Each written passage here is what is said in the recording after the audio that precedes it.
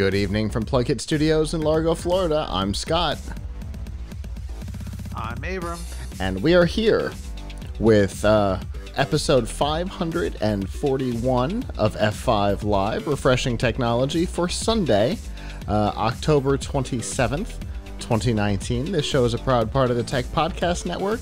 If it's tech, it's here. This week, wireless carriers are working together, Fallout players are working in private, and Google is working to improve search results. Wherever you are and however you're accessing our show, whether it be on social media, Facebook, Instagram, Twitter, Snapchat, on any of our live stream platforms, livestream.com, Mixer, Twitch, Periscope, YouTube Live, Facebook Live, on any of the podcatchers, Apple Podcasts, Google Podcasts, the Podcast Play app in the Windows Store, the myriad of others like Spotify, TuneIn, or, of course, on our website, PLUGHITZlive.com. Thank you for making us a part of your day. There's two ways that you can do that. The first is Sunday nights at 9 p.m. Eastern. You can go to f5live.tv/join us, and from there you can chat with us in the studio as we talk about our topics. You can give your feedback. Avram and I always like to hear that. If you're not able to join us live, that is okay. You can also subscribe by going to plughitzlive.com/subscribe, and there you will see all the different ways that you can find us on social media and the podcatchers and a whole lot more. I think that's the spiel. Avram, how are you doing tonight? Pretty good. Pretty decent. Pretty decent, a good place to be. Yeah, pretty decent. Just a lot going on, a lot to do. But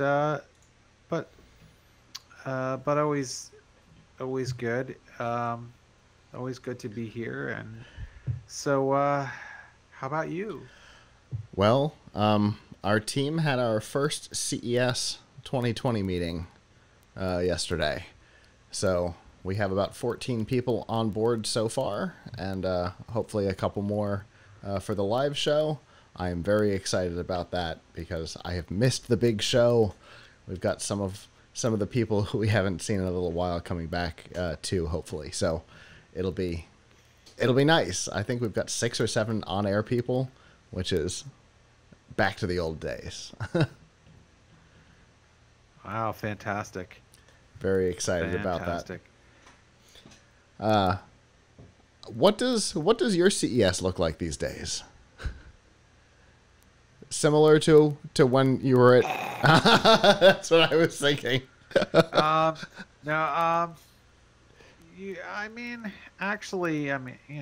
we've got, for Tom's Hardware, we've got 6 people going.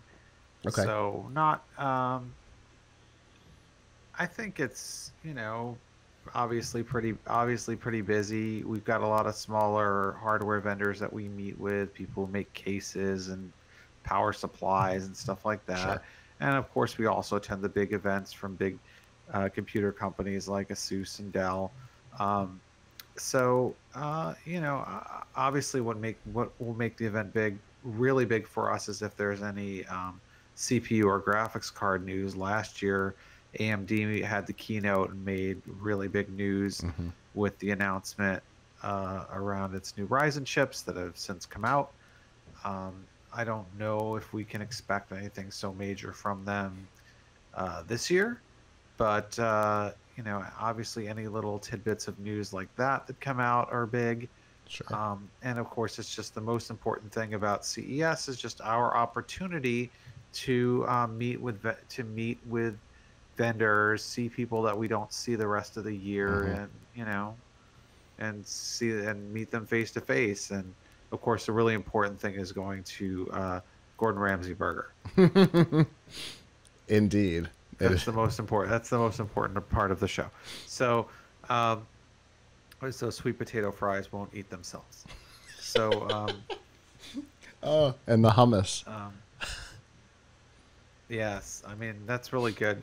My recommendation to the audience: if you're go to Las Vegas for any reason, where is it? MGM. I think. Planet Hollywood. Planet Hollywood, right? Where I often, where our team often has to stay. The Gordon Ramsay burger is unbelievable. Even if you're not a big burger person, they just have all just weird kinds of interesting kinds of burgers, Yeah, they like do. a curry burger and I like the what was it Middle Eastern burger or whatever Mm-hmm. that had like all kinds of like mint flavoring on it and Yeah. so good. Yeah, Anyway, all kinds of interesting stuff. It's definitely worth for those of you traveling to Vegas, definitely worth checking out. It is. It and has become one of the highlights of the show for our teams. yes, Gordon Ramsay burger. Oh my goodness. Well, we have a lot to talk about tonight, so let's get down to it.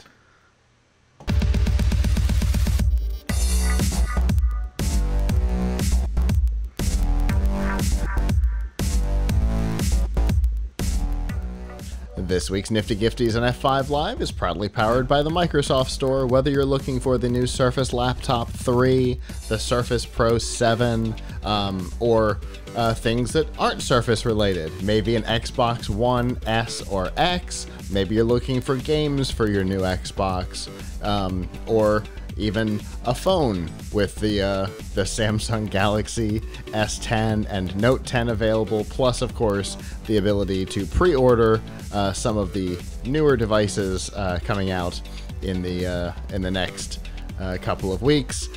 All of that is available by going to f5live.tv/Microsoft.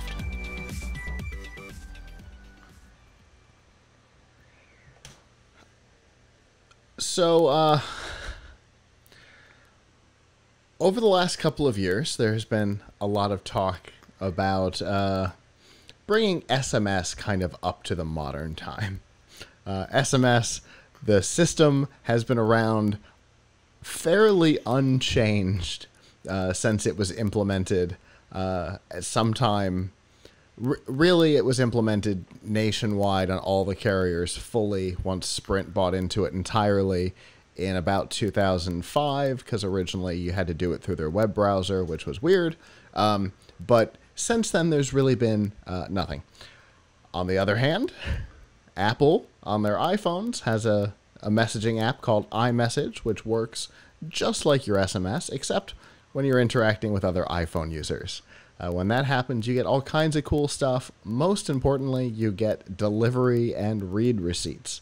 And those features have been asked for by people not with iPhones for, well, ever. And so a technology was developed called RCS, standing for Rich Communications Service, which was intended to be the replacement for SMS. But since the standard was announced, no real movement has happened.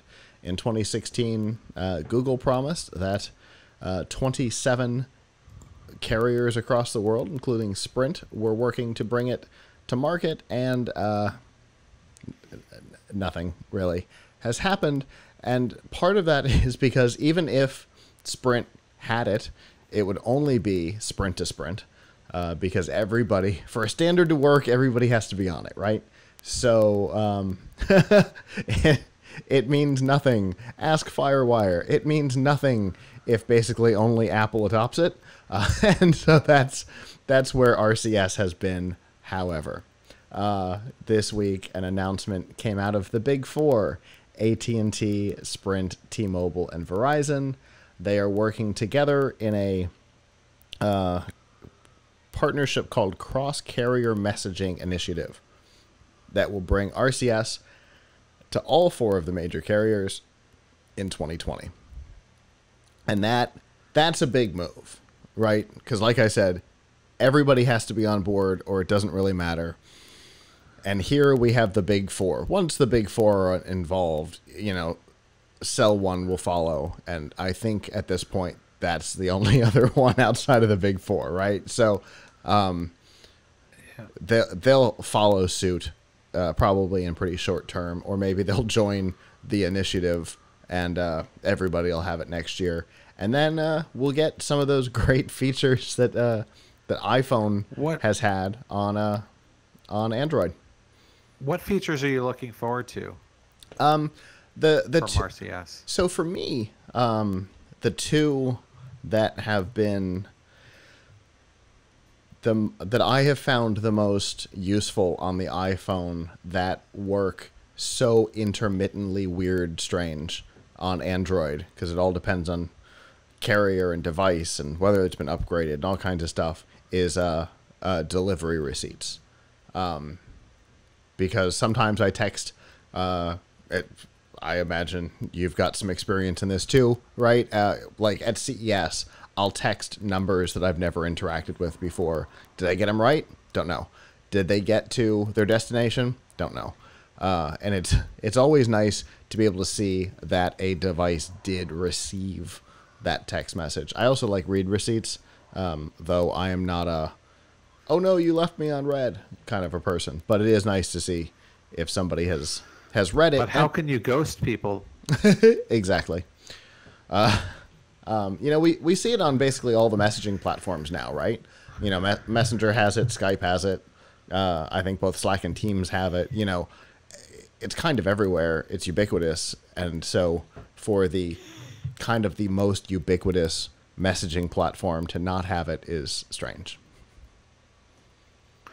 Yeah, I mean, I'm kind of just wondering, like, those sound like somewhat interesting features. I wonder if the reason why text messaging hasn't gotten to be more of a rich experience is because there's less anonymity with it than there is with other messaging platforms, because to text someone you have to know their phone number, so that's knowing something.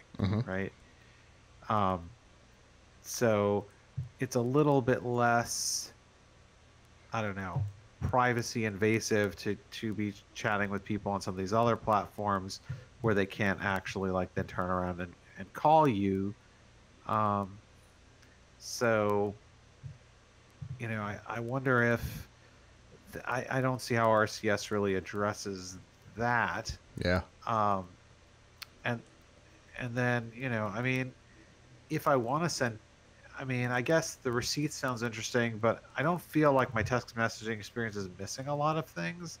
Maybe that, but I mean, if I want to send photos, I can send photos. If I want to send videos, I can send videos. It doesn't do video calls. True. But that's not a call. That's not a message in the messenger sense. Right. So I don't know. I mean, it would be nice to have. I mean, it would be nice to have something that was standard that people would use, because I have 4 different ways that people message me now, but I don't really know if this I don't see how this is going to create that scenario. Well, so some of the features that iMessage has that are currently missing from messaging that RCS does address, first of all, is proper group chats, so that you're in a group text. That you're in a group text. It tells you who's in the group, things like that, which I'm a big fan of because I hate group messages, and it's nice to be able to escape them. For me, especially when we're for example, when we're at CES is a great example.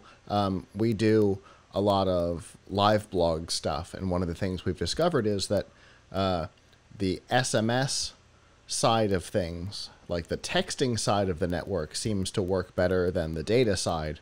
And so we'll text pictures to somebody who's in the studio to be able to publish to the live blog.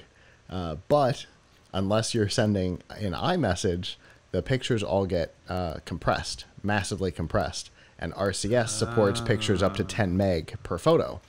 And it goes over the messaging side of the network instead of the data side of the network. So you can get around all of the oddities of network congestion. But then there'll be more network congestion on the SMS side because people will be sending larger files, so it may defeat the purpose. That's true. It might very well. So it works really well as long as not a lot of people are using it. Certainly, so long as you're not in a heavily congested thing like CES or E3 or Mobile World Congress or something like that. But you're right. It's I mean, I'm sure it's it is definitely good to see some improvement in a standard that hasn't really improved in a long time. But I guess what would be more interesting would be a way to kind of better combine the different ways people message you into one platform or one app or one feed, so that if somebody sends me a message on Facebook, I get it in the same app as somebody sends me a message on Slack, as somebody sends me a message on Skype, as somebody sends me an SMS. That's what Palm's WebOS called Synergy, was that messaging platform. Yes. And yes, and we've seen attempts at that over the years. I understand, you and I have discussed this before. Companies love to have their proprietary messaging platform because it's lock-in. Right. But we saw that would be nice. Palm's Synergy incorporated like 8 different messaging platforms into a single profile and a single messaging app. Windows Phone had at least 3 because they had text, Skype, and Facebook Messenger in Windows Phone 7 and 8. Facebook went away in 8.1. But that was because of Facebook, not nothing more. Right. But yeah. Yeah, well, that's the thing. You need cooperation. Yeah, exactly. Just like you need for RCS. Indeed. Because the thing that you're trying to build is ubiquity, right? And the only way to do that is to get a lot of people on board. Facebook waited to bring out Messenger until Facebook was pretty well like the standard for social media. They waited for MySpace to kind of give up before they even messed around with it too heavily. And now, Messenger is such a big part of the world. And then they bought, what's the green one? WhatsApp? Yeah, that's the one. And they're working to bring communication together on both of those. So if somebody's going to do any kind of unification, it'll be Facebook, but it'll all be within Facebook's ecosystem. So this at least works, is a standard. It's external to Google's ecosystem, though obviously Android will be the first place that it's implemented, because getting Apple to support any kind of a standard is always a challenge. The phones are still using their weird proprietary plug instead of switching to C, like even their tablets have, but whatever. So will we ever see it come to iOS? Probably not. But if all 5 of the carriers that are left in the US that have any kind of market share can work together, well, I guess Boost is going to be its own thing, isn't it? It's going to be owned by Dish. But anyway, they might be able to actually enforce on the network level. They might be able to force Apple on board, and then we'd have a unified messaging platform again, which SMS was the last time we had that, and it's not there's not a whole lot to it. Personally, honest to God, if they'll increase the character count so that messages come in as one piece instead of 4, if it's a really long message, that alone would get me on board with RCS. Yeah, good point. So, because I get real tired of, iOS to Android. You can go to iOS and have a long message and it comes in as one text, but if you send it to Android, it comes in as like 4. And what order they come in, who knows? So, that's no good. So, something like that. Little things like that. Just modernizations. We'll see what happens. They say that it'll be 2020, but with the whole Sprint T-Mobile thing, who knows if that might delay things or possibly speed things up, and who knows. But next year is their target date, and I guess we will see. I have to turn the volume on for the music before I hit the button.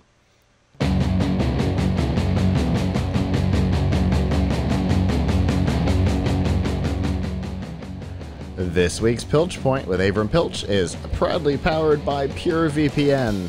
You want to protect your anonymity online and hide your browsing experience from Facebook, Google, and even your own ISP. The best way to do that is with a VPN like PureVPN.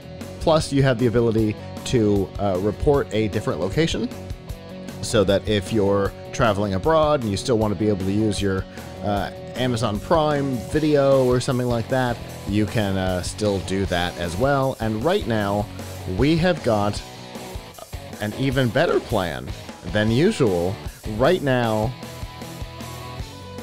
Oh, yeah, okay. So they are offering a 5-year plan right now, which is a really unbelievable deal, for $1.65 a month, which is really a fantastic price. That's an 85% savings, and you can get that deal right now by going to piltchpoint.live/purevpn. That is the best deal we've seen on that yet, Avram. Wow, that is good. So, I believe you've got a little show and tell for us. Yeah, so I'm going to talk about this. No, I'm kidding. I've done that every episode, so I just thought I would fool you. So I got I'm starting to get in some robots because it's getting into holiday season and companies are sending out stuff because they would like us to some coverage. So we're doing some testing and some reviews to see, hey, what are the good STEM toys? I mean, we're always doing that, whether it's holiday season or not. But there seems to be a lot being released these days. So here's one that I have called the Artie 3000. So this robot is a new robot, but it takes me back. Do you ever remember programming in Logo? No, before your time? Maybe.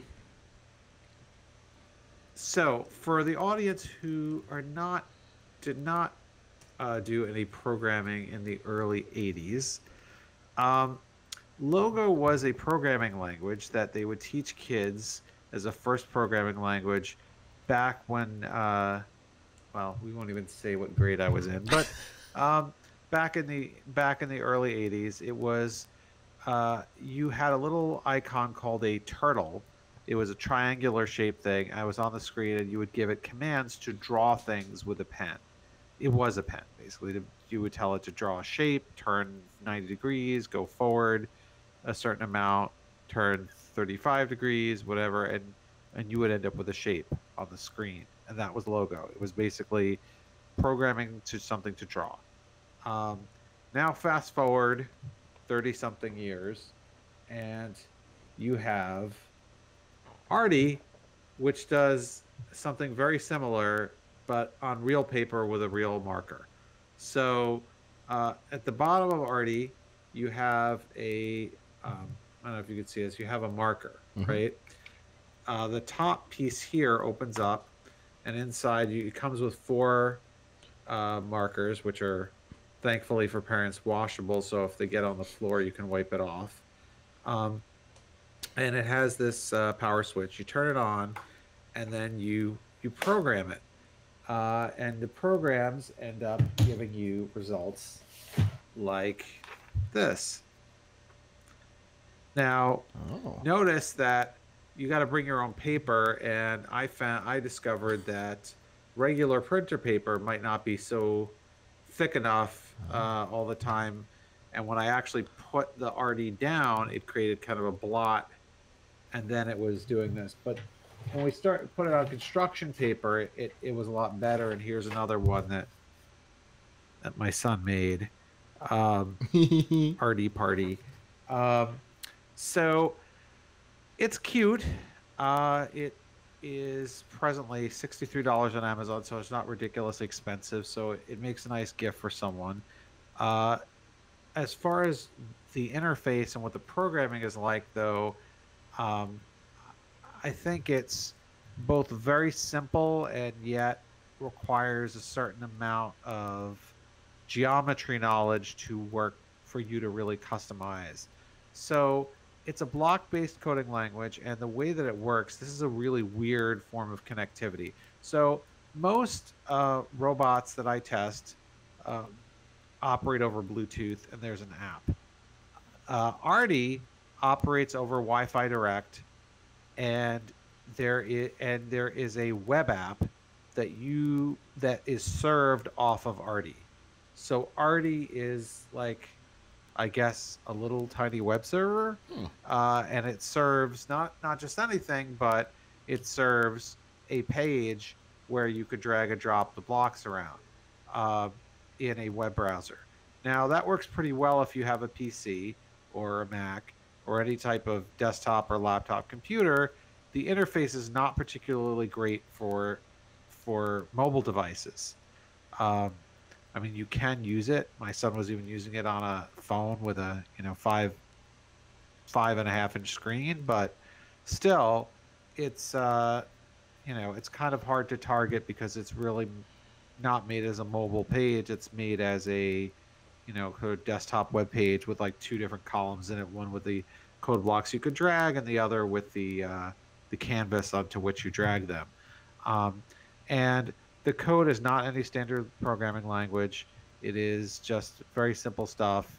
There's only like 5 blocks that you can use. There's like turn a certain number of degrees in one direction, put the pen up, put the pen down, and go forward or backward a certain amount of millimeters or inches. And then, you can use loops to repeat something a certain number of times. Uh, that that is all. So it is, unless there's some feature of this I haven't found yet, but we've been playing with it all weekend. It's just that simple. Now, the bright side, it makes it not very complicated, and they give you some cards that actually give you programs that you could type in yourself for making designs like this one. So to be honest, I typed this in, off a card. I didn't invent this, come up with this one myself. But my son has had a lot of fun with it.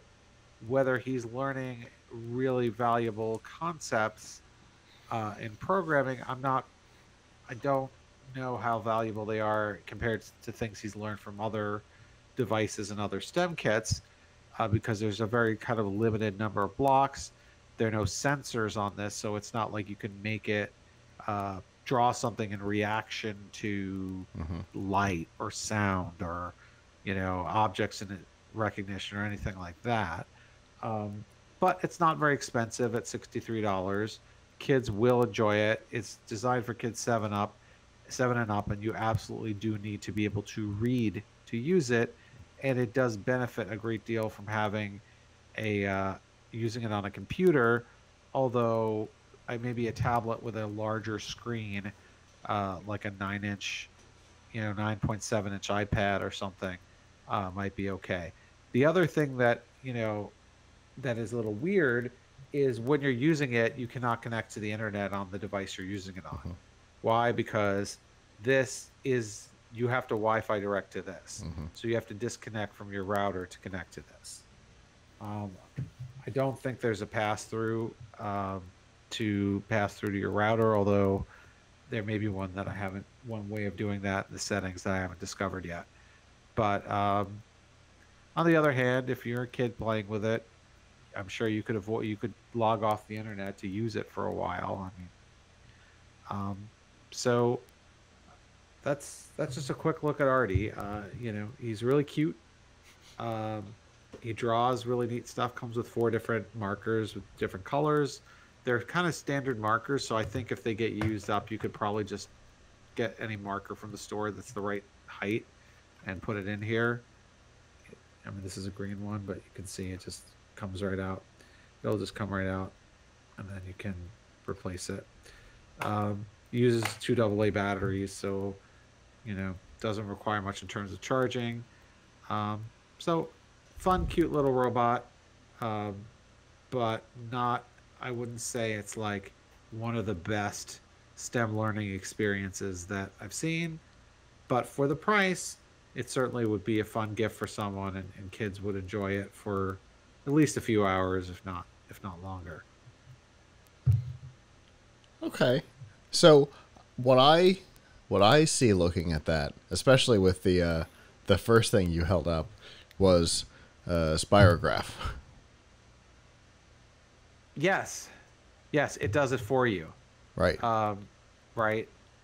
because Spirograph, you had to, didn't you have to draw it yourself in the, or am I wrong? It's been Yeah. a while. Yeah, it had the little. Um, That was the one that had the little wheels, and you put the pen in somewhere, and you went around the oh yeah, little right, yes, gear right, looking thing, and it would come up with yes. things that Now, looked I like mean, your first one there.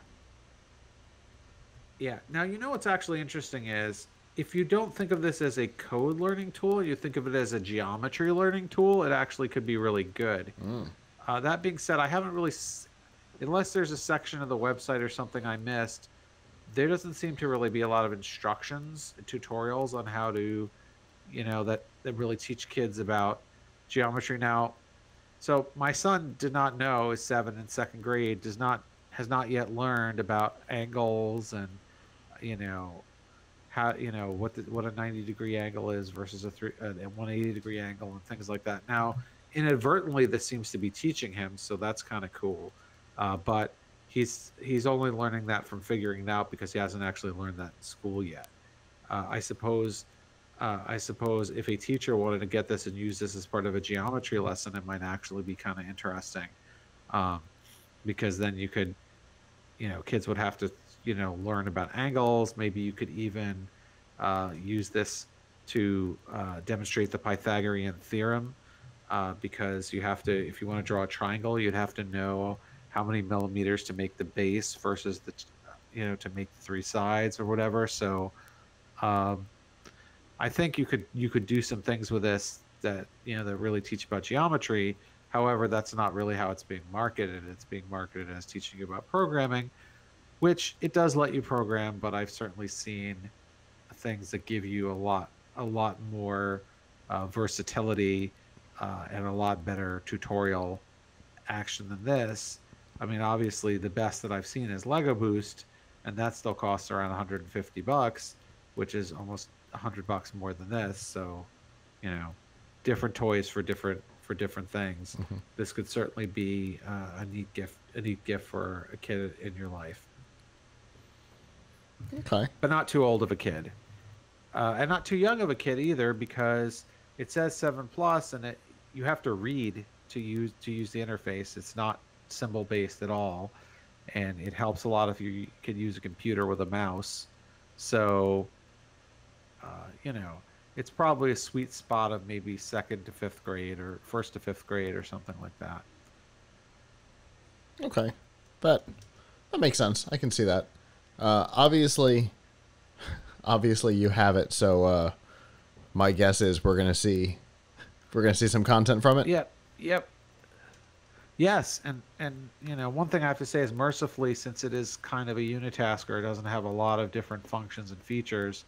It'll be an easy review for me to write up. Um, so we should have one up this week. Very cool. Well, I look forward to seeing it.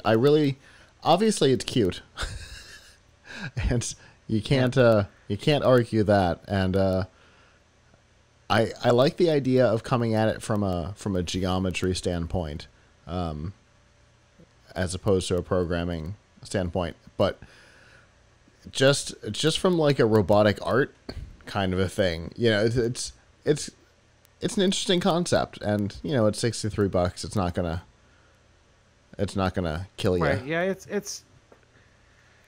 it's not bad. I mean, I guess the thing that I'm really looking for in STEM toys is either something that is going to involve both inputs and outputs. Mm-hmm. So something that has sensors, I always like, and even if they have to have a block-based coding language, either make it so dead simple that any pre-literate kid can use it, like Lego Boost is all symbol-based, so no writing, or provided a learning path for kids to graduate to adult programming. And I mean, yes, there's like repeat loops in this, but I didn't really see any way to do like an if then. Well, if what, right? Because there's no sensors, so what's the condition it would be looking for, right? That's one of the issues. So you know, it's cute.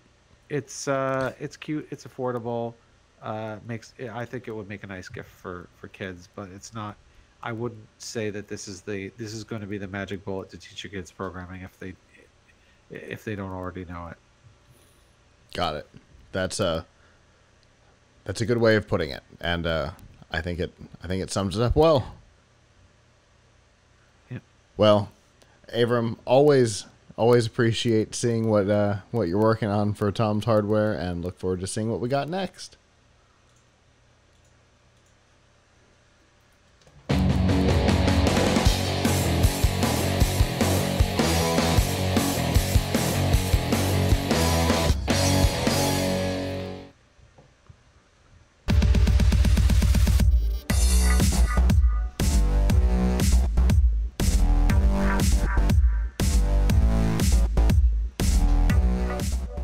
This week's Extra Life on F5 Live is proudly powered by Razer.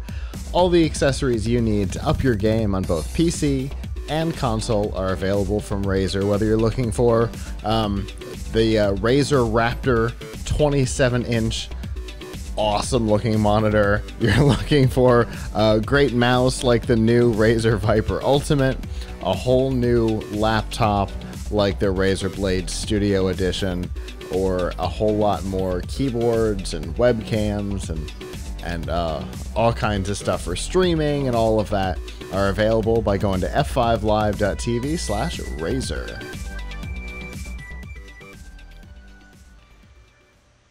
So I would say if you were to ask a gamer right now today about a recent failed video game launch, most of them would point you to Fallout 76.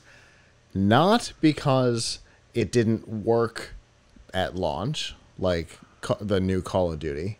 Not because it was a particularly bad game. But because it was so outside of what people were expecting the game to be, and outside of what other games in the franchise have been.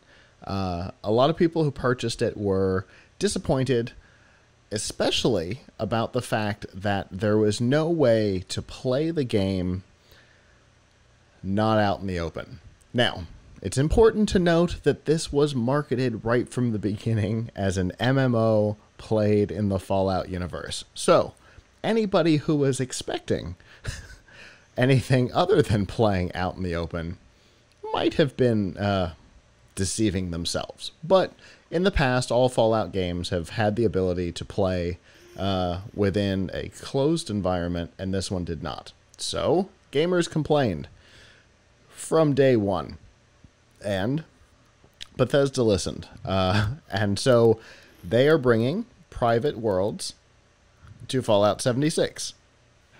However, it will not be free. You have to sign up for a subscription service called Fallout First, which will cost $12.99 a month or $99 a year. Now, a couple things to note. One, the private worlds are literally private worlds. When you spin up a private game, it creates its own version of Fallout 76 server out on AWS, and obviously that costs money. So the subscription totally makes sense. It's not the only thing you get. You get some things like an unlimited storage box for crafting supplies. You get a unique outfit. You get in-game currency and stuff like that every month. But Bethesda's really hoping that this will appease those users who were really clamoring for an MMO that was not M or M.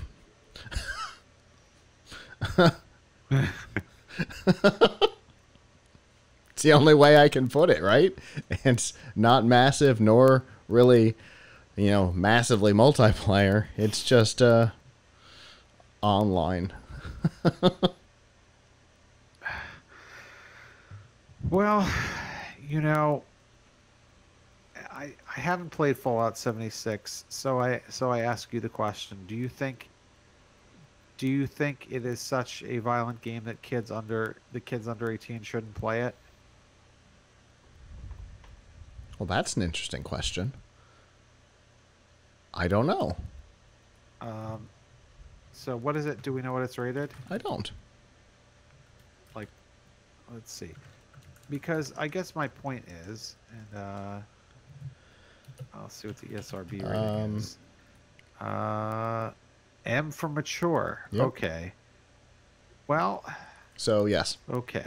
Well, I was going to say that if you had a kid, you would definitely not want them to be out in the world on a server with all the weirdos in the public, all the strangers. Although we see a lot of people letting kids onto public servers. Wow. You know, we have a friend whose kid is the same age as Isaac, 7 years old, and they play Fortnite. Okay. And I find that kind of a little disturbing, just myself. But anyway, but if you're M for mature, I guess you can deal with the other weirdos, but not everybody wants to. Maybe they just want to enjoy the game. Enjoy going through the game without all kinds of strangers doing strange things. And I can totally understand that.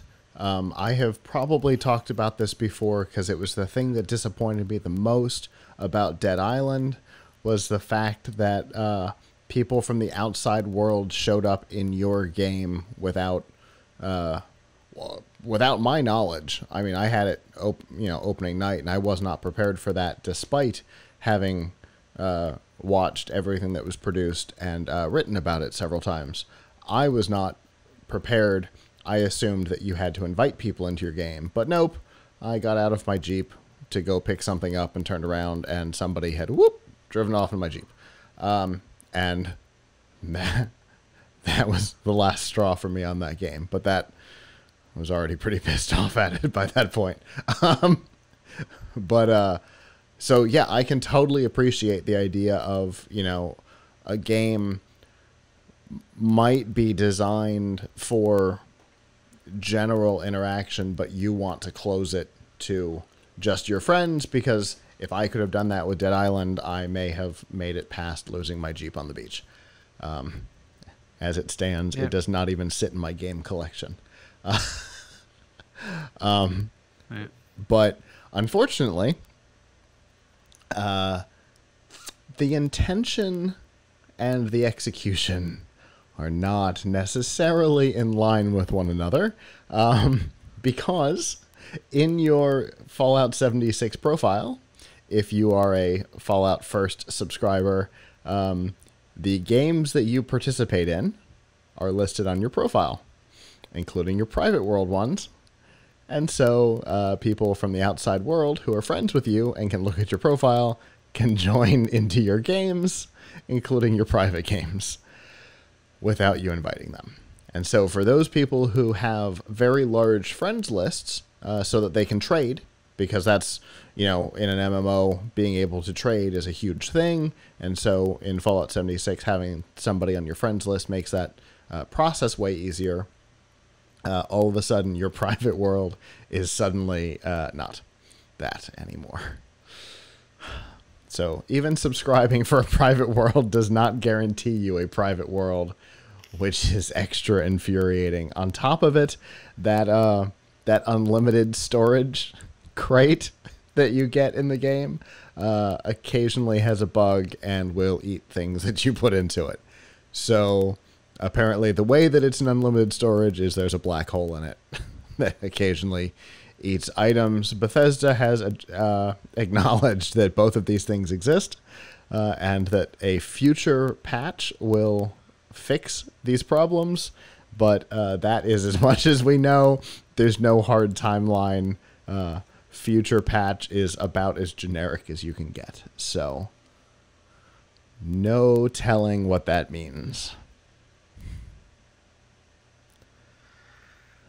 Well, yet another fail for Fallout 76. And it definitely feeds into the discontentment the gamers already feel with the game. They appease you, but not really. And then here's something else you get. Oh, but not really.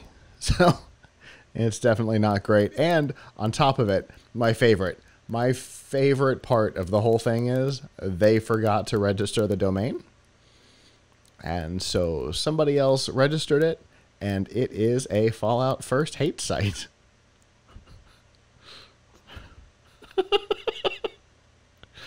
So, good job, Bethesda. You're right up in there. You're in good. At least you're in good company because Joe Biden's campaign forgot to register the domain for his Hispanic outreach program, and it's now owned by the Trump campaign. So, at least you're in good company. Oh, well, like I said, a future update is supposed to fix it. We'll see, A, if that happens, and B, when that happens.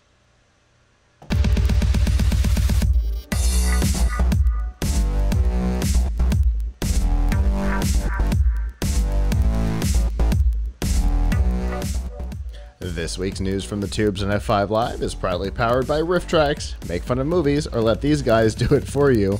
Mike Nelson, Bill Corbett, and Kevin Murphy, the former stars of Mystery Science Theater 3000, are back and doing what they do best, creating commentaries for Hollywood blockbusters and B-movie oddities like The Visitor, which I'm pretty sure the antagonist is a paper airplane. The way it works is for a couple of dollars, you download the MP3, play it along with your DVD, Amazon Prime, Netflix, Hulu, wherever the movie happens to exist, and laugh. They also do live events, and after the live events, oftentimes those videos are made available on the site, and they also do short films, which was a staple of the older Mystery Science Theater 3000s. And so all of those, the short films, the live events, and all of the feature films are available by going to f5live.tv/rifftrax with an X. Seriously, it looked like a paper airplane, painted brown. I have no idea what the movie is supposed to be, but it was wonderful. I love that they surprised me every week. Who would win in a fight? That paper airplane, Doll Man, or the demonic toys? Depends on whether you can keep the airplane in the air. Oh my goodness. So, if you know anything about Google, you know that their algorithm is always changing. In fact, in a 365-day year, they adjust their algorithm about 475 times. Yes, that is more than once a day. However, most of those tweaks are minor.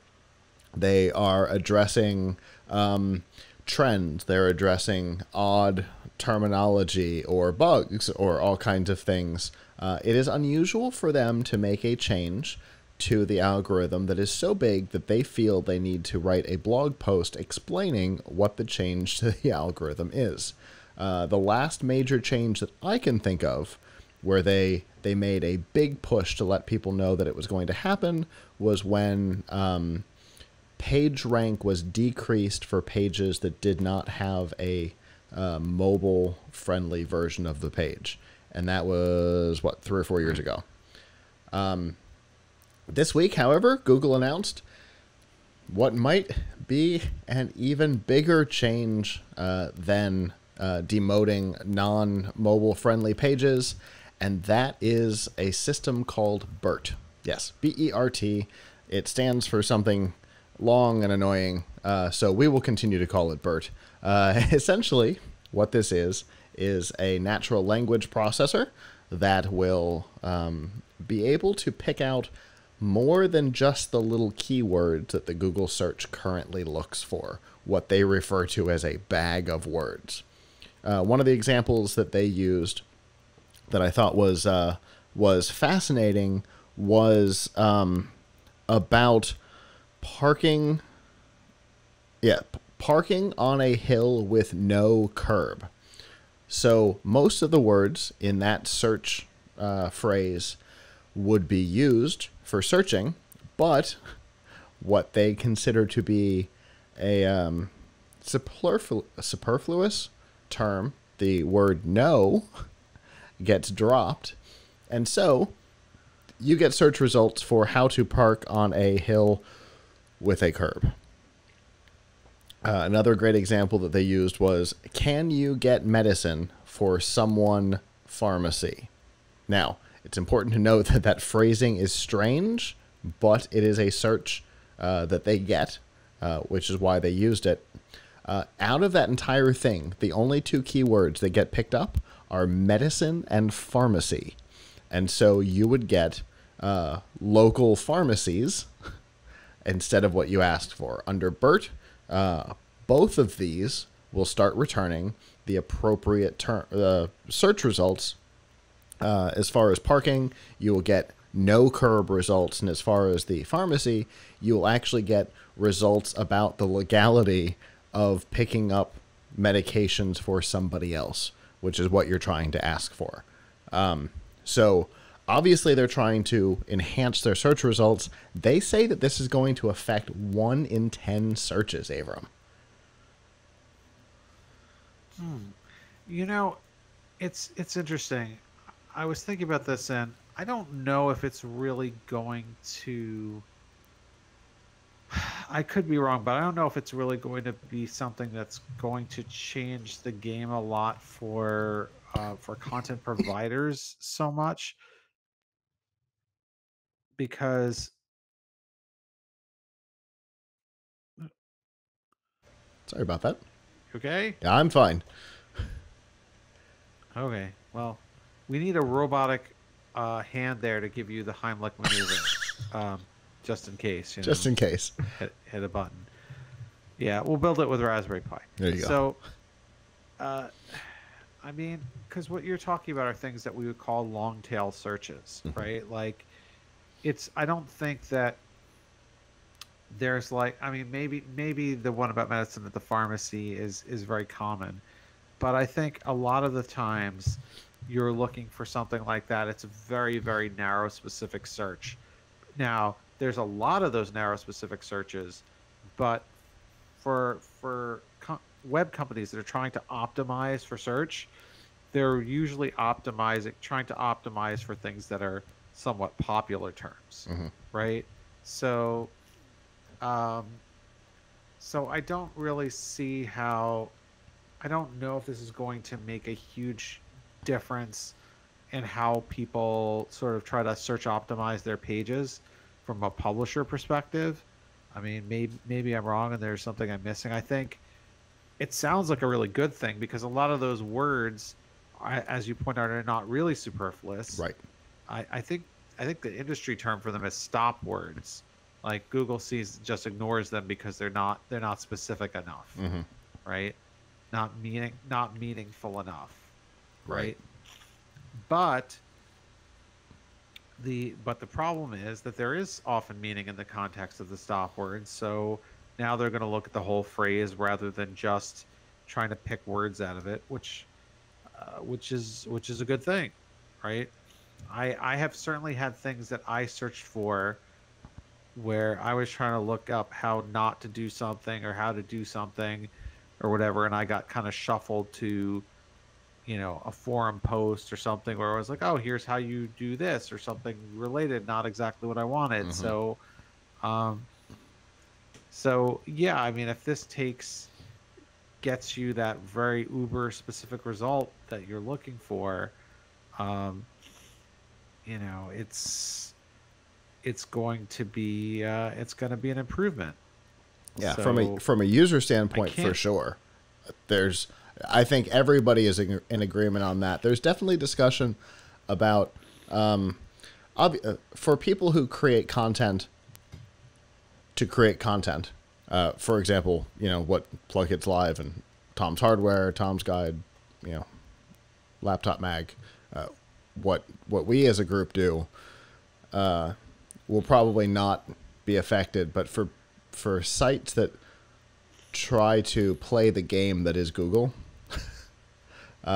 they might see some issues, but they might also see improvements, right? It might actually mean that, you know, somebody who's creating a how-to on the legality of getting a visa for a traveler from Brazil coming to the U.S. This is another one of their examples.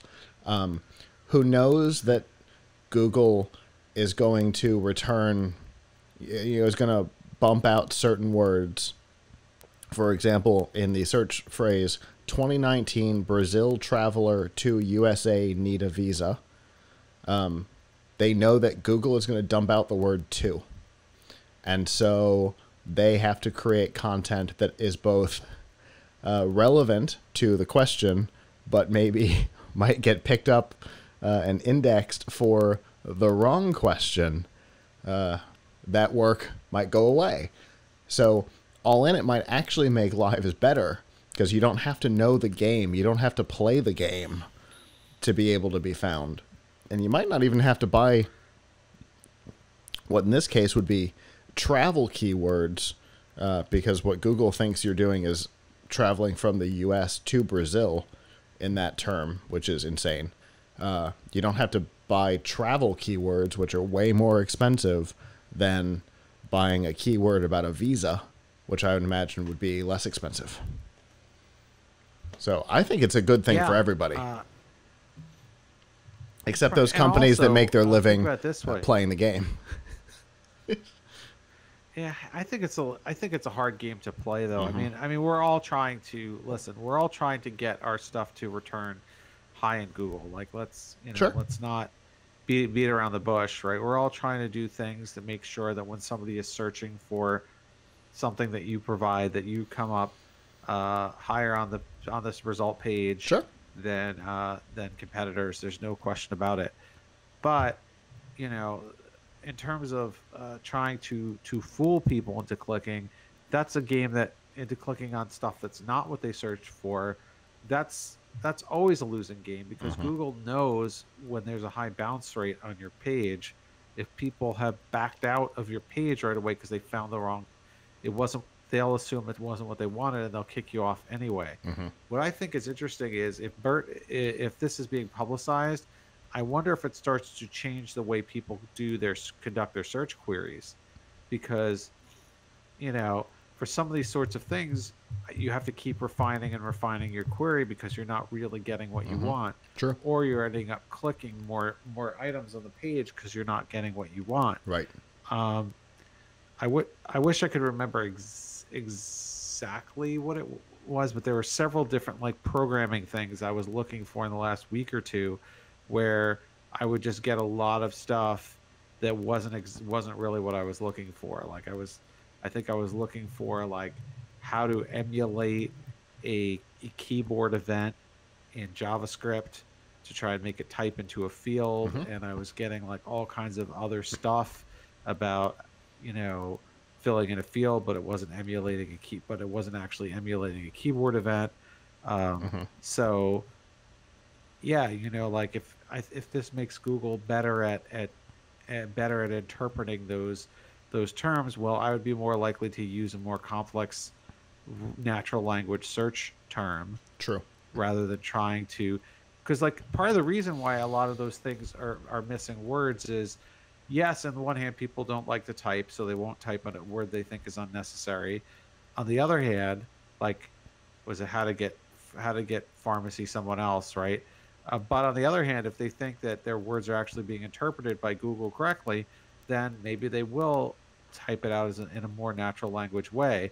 Because I think people have gotten the message that a lot of the words are ignored. So why should I bother entering all these extraneous words anyway?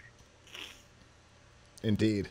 I know my mother uses search through voice a lot, and she always asks questions in broken English, like it's not her first language, because she's learned that the search results come back weird if you try to speak to it like it's a person.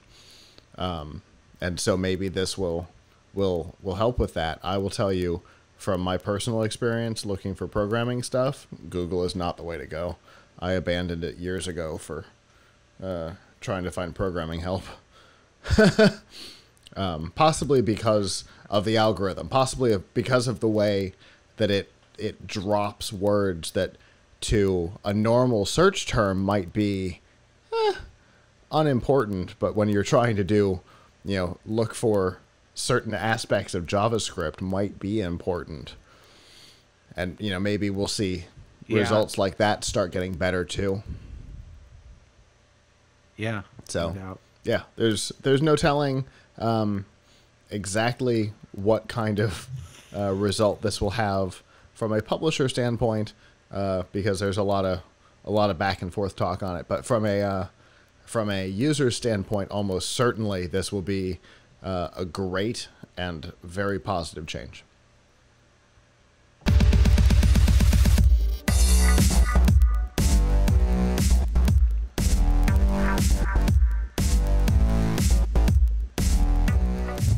This week's DRM, not included on F5 Live, is proudly powered by Amazon Prime.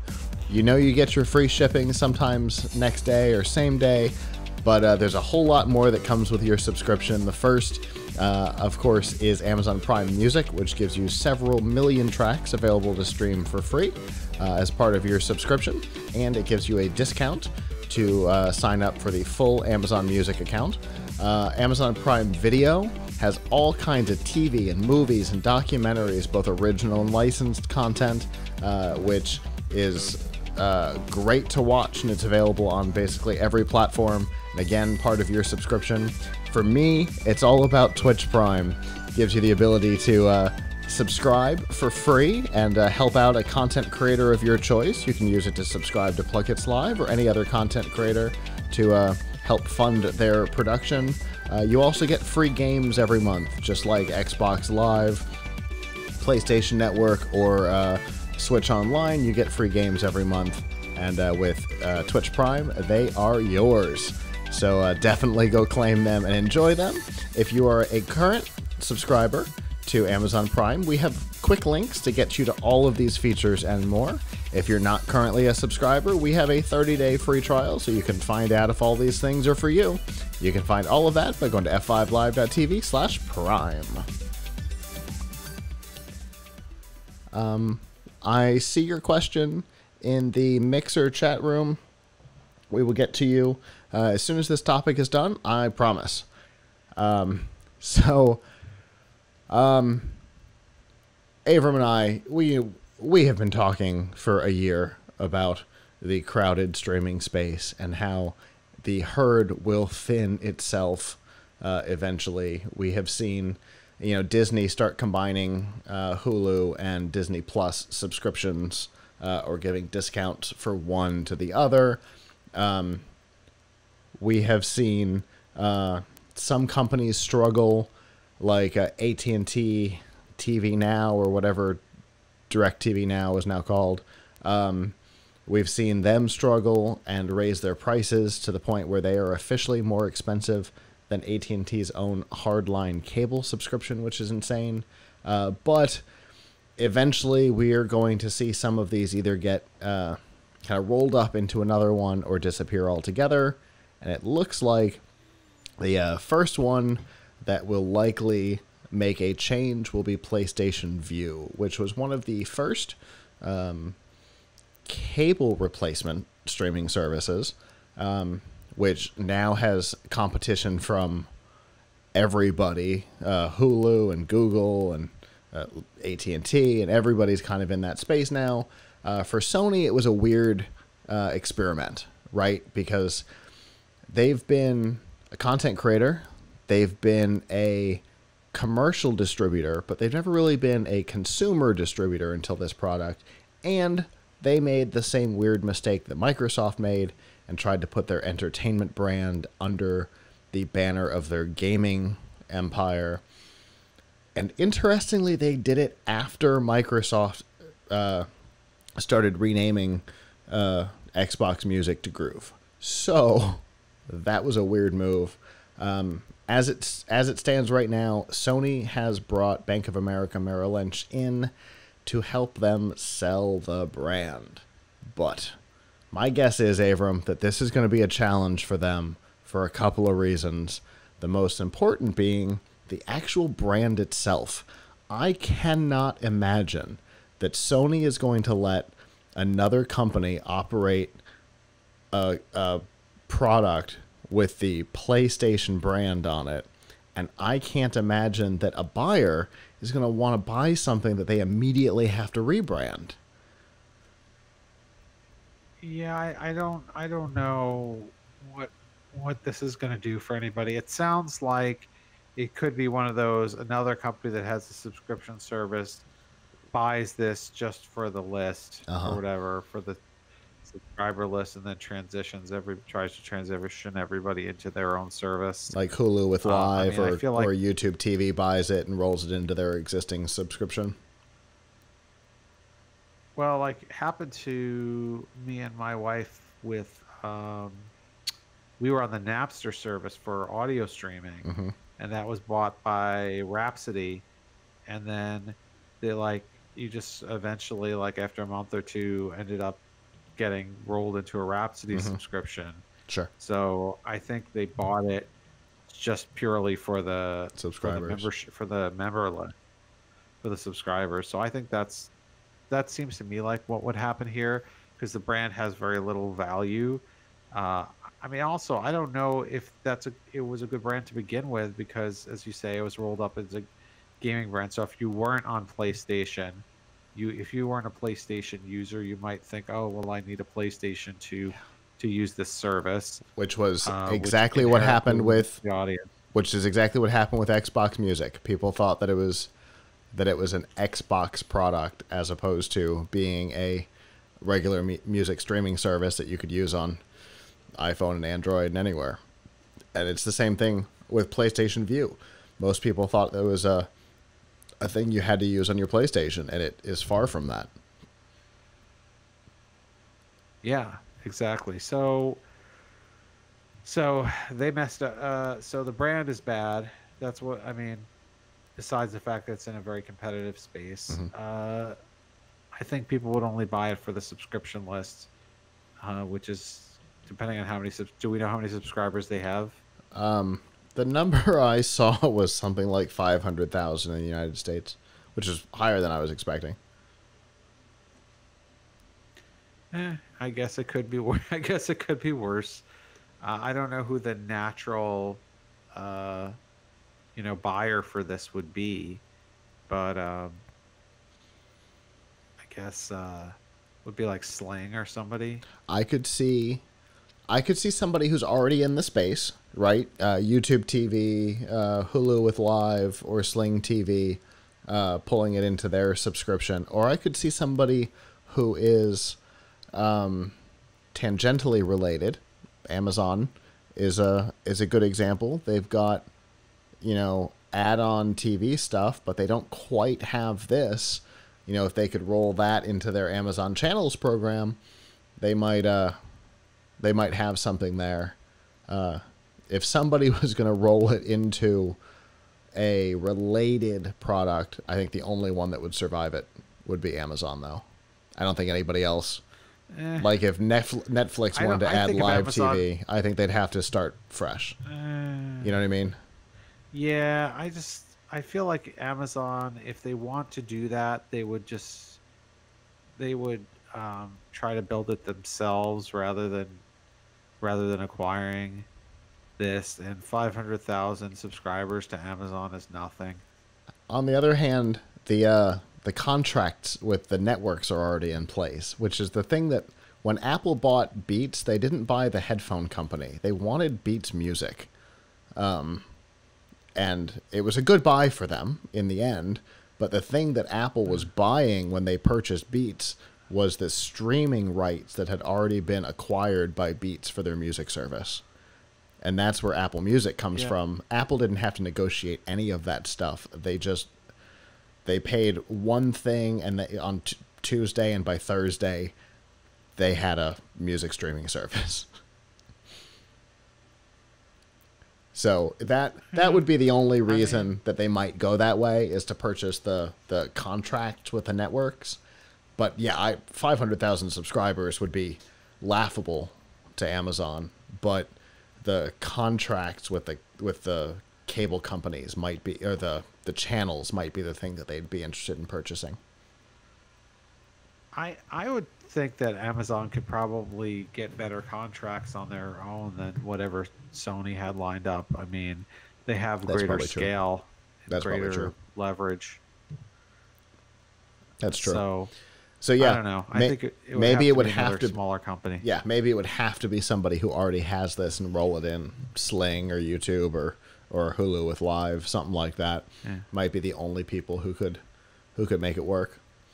Apparently, they are in discussions with a potential buyer, but it sounds like it's pretty early stage, and Sony is looking for, quote, tens of millions for the brand, which might be an overestimation of the value. So we'll definitely see what happens, because tens of millions for 500,000 subscribers might not be, especially at the rate they're charging. It may not be doable. It'll be interesting to see if it sells what it eventually sells for, because I think Sony's in the midst of trying to shed things that either don't make money or don't prop up something that does, which is why we're where we are. So it'll be interesting to see what happens.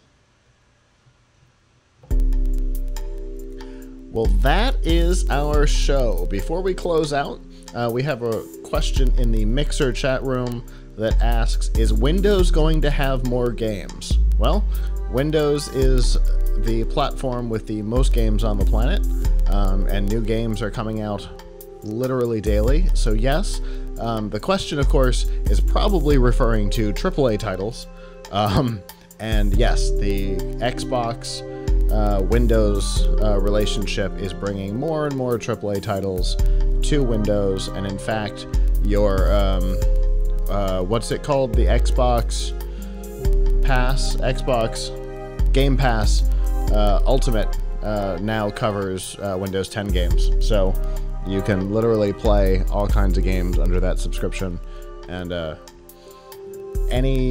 if I remember correctly, Avram, Microsoft said that any game from Microsoft Studios coming to Xbox was intended to also be coming to PC, if I remember correctly. Yeah, I believe so. I mean, Windows is already the world's most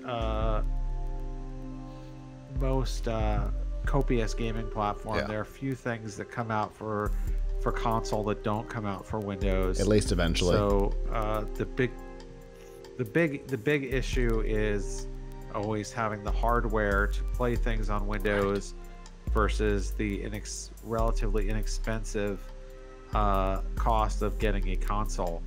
But